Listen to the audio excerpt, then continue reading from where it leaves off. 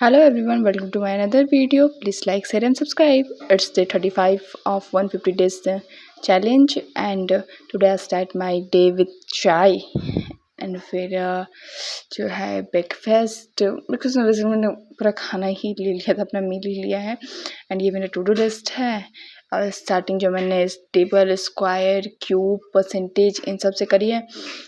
Square जो है मैंने 150 तक तैयार किया है, क्यूब जो है 1 to 30 तक एंड टेबल जो है 30 तक टेबल भी मैंने जो है तैयार किया हुआ है एंड परसेंटेज 1/2 to 1/20 तक पूरा कंप्लीट किया हुआ है एंड इसको मतलब बीच बीच में रिवाइज करती रहती हूँ ताकि ये सब चीज़ें जो है मेरे से भूली ना।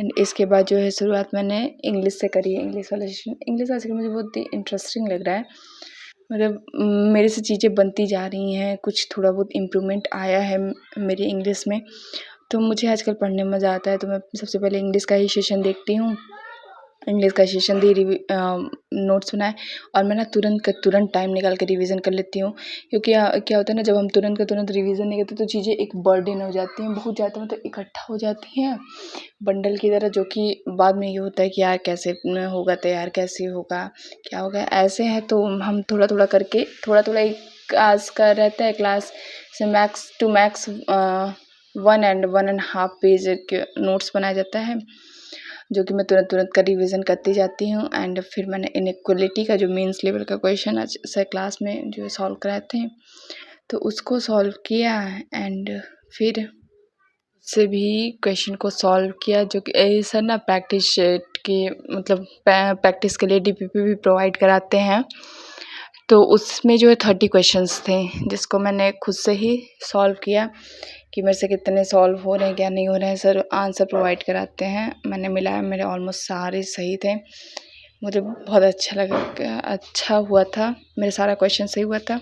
एंड मुझे बहुत से लोग कमेंट कर रहे हैं कि क्लास परचेज किया है एंड समझ नहीं आ रहा है कहाँ से क्या करें, तो मैं उनको बता देती हूँ कि आप एक ही टीचर को सबसे पहले तो फाउंडेशन फॉलो करिए, क्योंकि जो प्रॉब्लम आपने बताई सेम चीज़ें मैंने भी मतलब फेस करी हैं।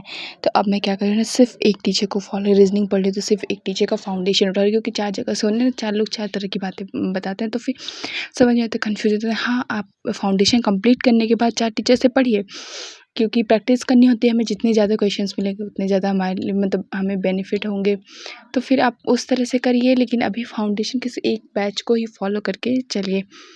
एंड यहाँ पे जो है मैंने एडिटोरियल है, खुद से वोकैब का नोट्स भी मैं बनाती हूँ एंड साथ के साथ ना वोकैब का एक बारी रिवीजन साथ ही कर लेती हूँ, मतलब एक बार तो पढ़ के बनाती हूँ, फिर इसके बाद एक बारी खुद से पढ़ती हूँ एंड फिर घर जाने के बाद भी खुद से ही पढ़ लेती हूँ। फिर ये सब खत्म होने के बाद लाइट चली गई लाइब्रेरी में, तो फिर मैं घर चली आई थी एंड घर आने के बाद जो है सेटिंग अरेंजमेंट मेरा बचा हुआ था, तो मैं सेटिंग अरेंजमेंट को जल्दी मतलब 10 क्वेश्चन जो है मैंने सॉल्व किए हैं।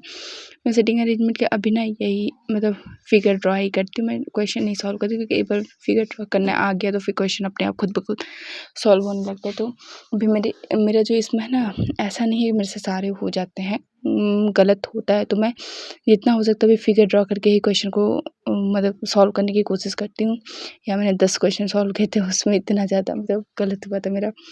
और रात में मैंने डिनर नहीं किया, दीदी व्रत थी, तो उसमें साबूदाना की खिचड़ी बनाई थी, थोड़ा सा वही खाया एंड आज जो है कपिल से जो है करंट अफेयर क्लास नहीं ली थी, तो वापस मैं इनका आशीष सर का ही क्लास अटेंड कर ली।